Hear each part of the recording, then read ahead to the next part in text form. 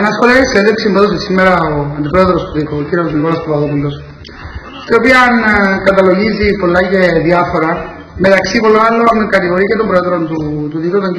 Καρόγια, ότι οι όροι που έθεσε στα πλαίσια των συνομιλιών που γίνονταν για συμφωνία του ενδιάμεσου χώρου δεν είχαν περάσει από το εκτελεστικό γραφείο και δεν ήταν αντικείμενο συμφωνίας στο εκτελεστικό γραφείο. Το κατηγορεί δευτερεύησε.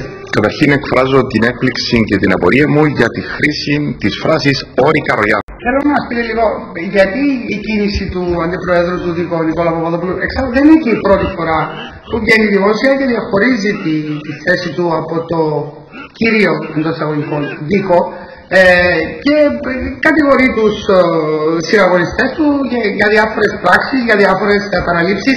Πώς μπορεί να ψυχολογηθεί, ίσως επειδή συμφράζεται με κάποια άλλα δημοσιεύματα άλλων εφημερίδων, κύριε Γότσι, φαίνεται ότι ο κύριος Παπαδόπουλος, ο κύριος Κενεβέζος, μαζί με τον κύριο Κουλία, τον κύριο Κολοκασίνη και κάποιους άλλους φαίνεται ότι στηρίζουν υποψηφιότητα Λιλίκ.